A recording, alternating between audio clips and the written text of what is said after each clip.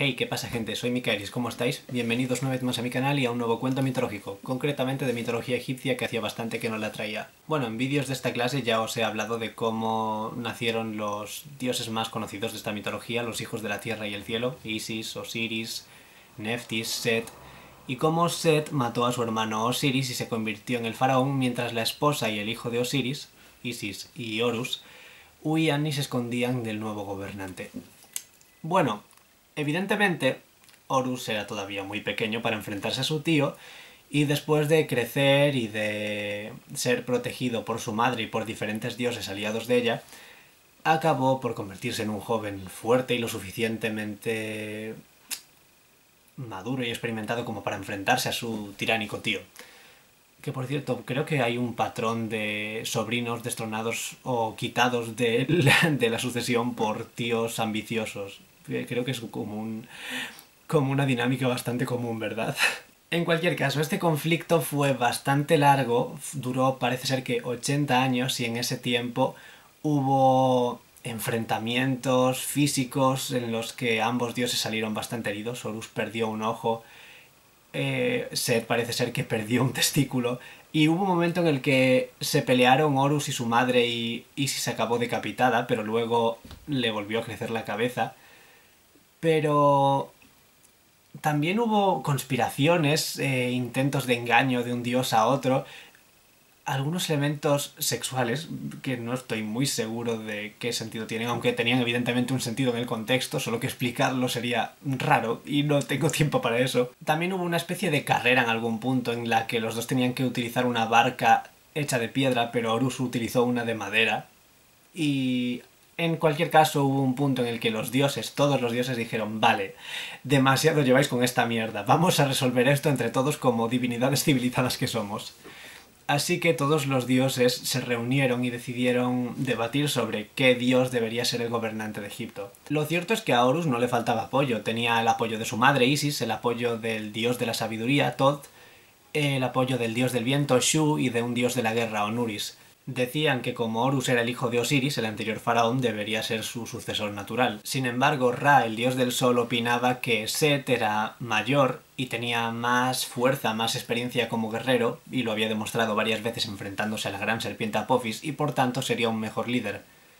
Puede que Ra también fuese un poco parcial en ese sentido, porque él había perdido su posición como faraón de los dioses por un engaño que había urdido Isis, así que quizá estaba intentando vengarse de ella apoyando a Set en lugar de a Horus. Baned Yedet, una divinidad a la que habían traído para que hiciese de alguna forma de mediadora entre los dioses, también estaba de alguna manera favoreciendo la posición de Set, argumentando que, como él era efectivamente un dios mayor y más experimentado, tenía mayores posibilidades de ser un buen líder. Y si a esto le sumábamos que uno de los dioses más poderosos, Atum, no sabía por quién decidirse, llegaron a la conclusión de que tendrían que recurrir a alguien más para poder decidir quién debía ser el faraón, así que recurrieron a Neith. Vale, la mitología egipcia tiene, dependiendo de dónde preguntes, varias versiones de cómo comenzó el mundo, quién fue el primer dios o la primera diosa, y esto variaba también mucho dependiendo de la ciudad en la que preguntases o la zona de Egipto en la que preguntases. Algunos decían que todo había comenzado a partir de Atum, el dios al que mencioné hace un momento, que era tan poderoso que podía crear dioses a partir de sus fluidos corporales. No preguntéis, es un poco perturbador. Otros decían que el gran creador era Ptah, el dios artesano, el gran iniciador de todo. Otros preferían ser más básicos y decir que Ra era el dios más importante y que a partir de él se creaba todo, aunque también era popular la idea de que Ra era como una manifestación del alma y de la voluntad de Atum, y por tanto ambos dioses estaban vinculados. Y luego estaba Neith.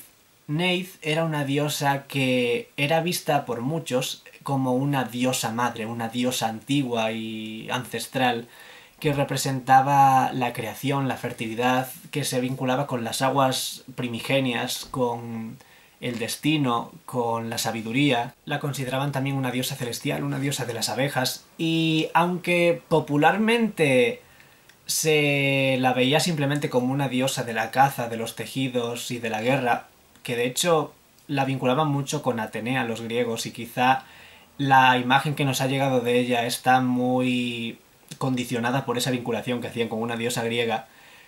Lo cierto era que seguía siendo una diosa muy importante y de hecho en la primera dinastía de Egipto muchas reinas tenían un nombre derivado del nombre de Neith, porque era una diosa muy importante en el Bajo Egipto. También hay que decir que aunque es una diosa a la que muchas veces se emparejaban con otros dioses, se le atribuyen independientemente de cuál sea su pareja, o si no tiene pareja, varios hijos, entre ellos Sobek, el dios cocodrilo, Serket, la diosa escorpión, Tutu, un nombre muy gracioso, sí, que es como una especie de dios esfinge que se encarga de espantar demonios. Y en algunas versiones incluso se la hace la madre de Ra y de Apophis, el dios del sol y la gran serpiente que se lo quiere comer. Así que evidentemente una diosa tan importante y tan prestigiosa podría tener un buen juicio a la hora de decidir quién debería ser el siguiente faraón. Así que los dioses le enviaron una carta, porque por lo visto Neith no había acudido a la reunión, quizás estaba ocupada, y Neith, después de recibirla y de reflexionar, envió una carta respondiendo y diciendo que Horus, como el hijo de Osiris, debería ser su heredero en la posición de faraón, y que para compensar a Set, que también tenía buenos puntos a favor, le entregarían como esposas a Anat y Astarte. Anat y Astarte eran dos diosas que venían de Oriente, venían de la zona de Mesopotamia, de los semitas, y eran diosas que en algún momento se incorporaron al panteón egipcio, y de alguna manera fueron adoptadas, entre comillas, como hijas de Ra.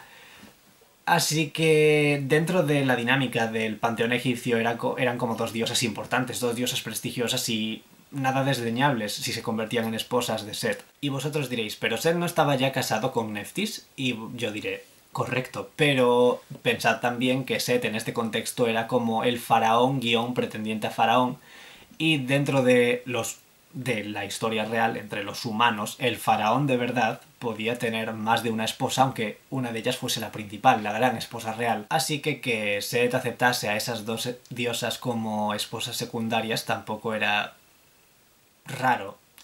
En cualquier caso, esa fue la opinión de Neith, y además creo recordar, esto lo leí hace mucho tiempo, o quizás lo leí en algún sitio que no era una fuente fiable, así que coged con pinzas lo que voy a decir. Parece ser que Neith añadía en su carta una amenaza diciendo que si no se le hacía caso tiraría el cielo sobre la tierra. No estoy muy seguro de si lo haría literalmente o si cogería a Nut, la diosa del cielo, y diría venga, con tu marido, y lo lanzaría allí.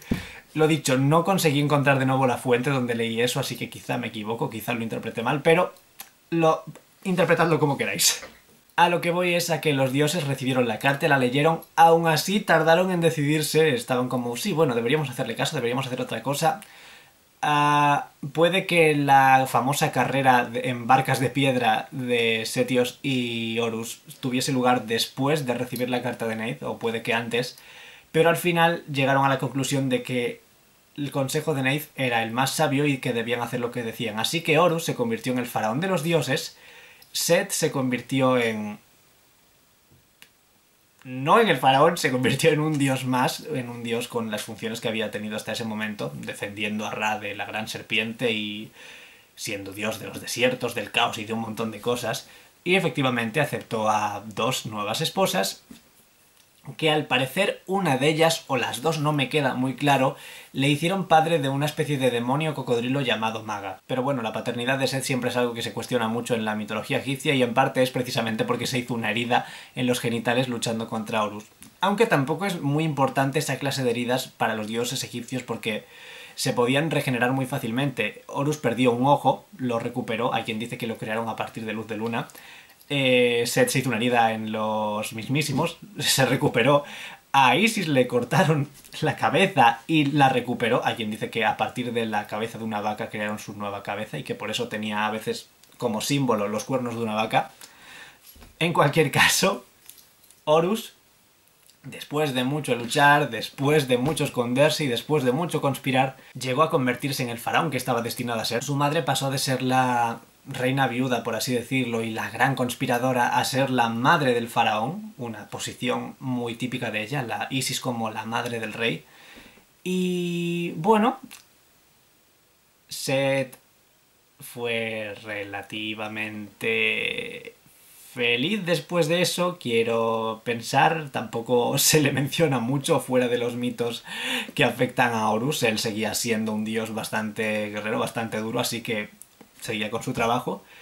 Horus al final acabó casado con Hathor y tuvieron varios hijos. Y Neith, la que lo solucionó todo, siguió siendo una diosa relativamente importante, aunque poco a poco fue eclipsada por diosas más populares como Isis o Hathor. Y bueno, siguió feliz ahí en su casa, enviando cartas y amenazas al resto de dioses. Y con eso termino el vídeo. Espero que os haya parecido interesante, que le deis like, que os suscribáis y todo ese rollo. Si tenéis propuestas, dudas o comentarios podéis dejarlos ahí abajo. Yo encantado de leeros y nos vemos en el próximo vídeo. ¡Chao!